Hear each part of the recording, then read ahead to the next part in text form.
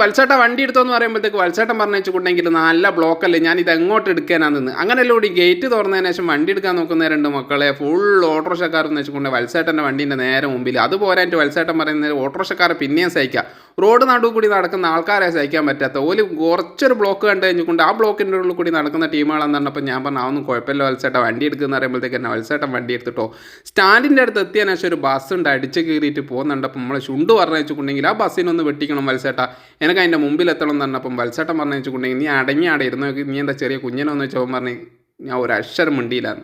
അങ്ങനെ ചുണ്ടു വണ്ടിയിൽ നിന്ന് ഒരു അക്ഷരം മിണ്ടാത്തതിനെ കൊണ്ട് ചുണ്ടുവിനെ കൊണ്ട് നമ്മളെ അടുത്തേക്ക് പോവുകയാണെങ്കിൽ വണ്ടിയിൽ ഇങ്ങനെ പോകുന്നത് ചുണ്ടുവിനൊന്ന് സന്തോഷപ്പെടുത്താൻ വേണ്ടിയിട്ട് വത്സേട്ടൻ ബസ്സിന് വെട്ടിക്കാൻ നോക്കുന്നുണ്ട്. നമ്മളെ ബസ്സുണ്ട് 4 വണ്ടീൻ്റെ നേരെ മുമ്പിൽ. ആടുന്നെല്ലാം കൂടി അടിച്ച് കയറി വാ മോനെ എന്ന് പറയുമ്പോഴത്തേക്കന്നെ നമ്മൾ കയറി മുറിച്ച് പോകുന്നുണ്ട് കേട്ടോ.